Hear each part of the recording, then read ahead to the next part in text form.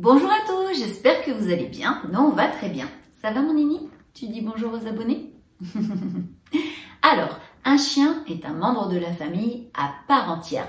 À ce titre, on se doit, en tant que propriétaire, de faire en sorte qu'il soit heureux et en bonne santé. Alors, comment avoir un chien en bonne santé?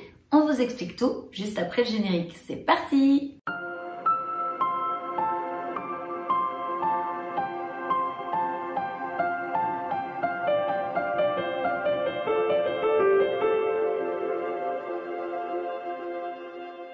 Avant de poursuivre cette vidéo, Tito et moi on voudrait remercier toutes les personnes qui sont abonnées à notre chaîne. Merci pour votre confiance et pour votre fidélité.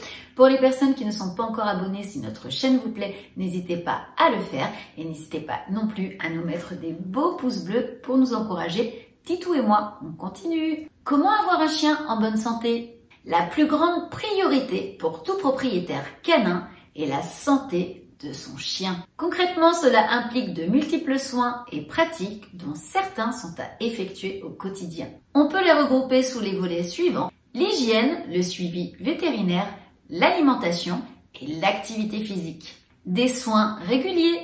Avoir un chien en bonne santé, cela passe par des mesures d'hygiène régulières à réaliser soi-même ou bien par un professionnel. Le nettoyage des yeux et des oreilles, par exemple, fait appel à des gestes simples que l'on peut faire soi-même en utilisant les produits adaptés. Une lotion auriculaire spécifique pour chien, pour les oreilles, un antiseptique oculaire ou encore un sérum physiologique pour les yeux. Il en va de même pour le brossage du pelage et les bains, qui permettent au chien d'avoir un poil et une peau sains et sans parasites. Le maître peut aussi se charger de l'entretien des pattes et des griffes du chien. Mais pour ces dernières, il vaut mieux laisser faire le toiletteur ou le vétérinaire si on n'est pas sûr de procéder de la bonne manière. Le risque est en effet de couper la griffe trop courte ou encore de blesser votre animal. En ce qui concerne les soins dentaires, si le brossage est l'affaire du propriétaire, d'autres interventions comme le détartrage nécessitent des équipements et des techniques spécifiques que possède seul le vétérinaire.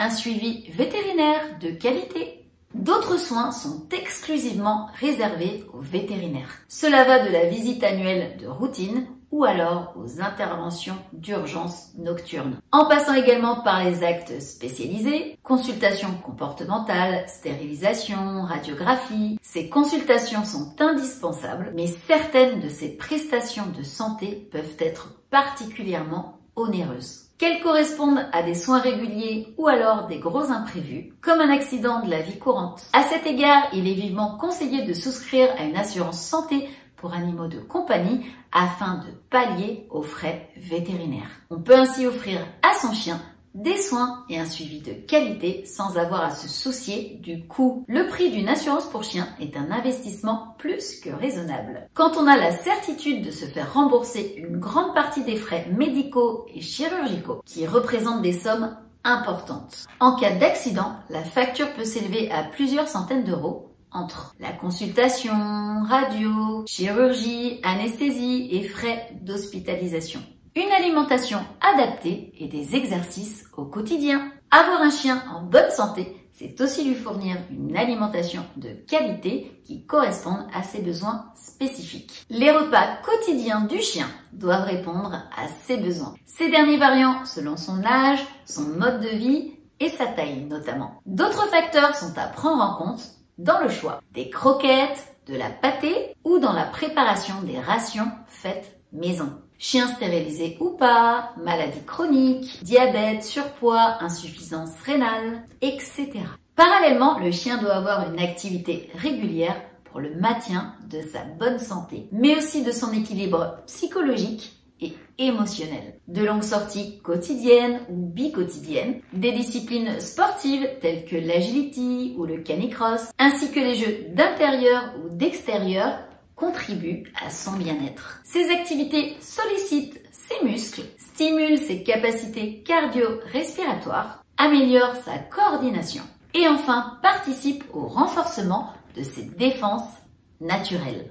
Eh bien écoutez, on en a fini pour cette vidéo, j'espère qu'elle vous aura plu mais surtout qu'elle vous sera utile. Si c'est le cas, n'hésitez pas à nous mettre une avalanche de pouces bleus en dessous, n'hésitez pas à vous abonner à notre chaîne si ce n'est pas encore fait et à activer la petite cloche pour ne louper aucune vidéo. On fait 2 vidéos par semaine, Tito et moi. Sur ce, eh bien on vous fait des gros bisous, prenez soin de vous et on vous dit à très vite pour une prochaine vidéo. Bisous, bye bye!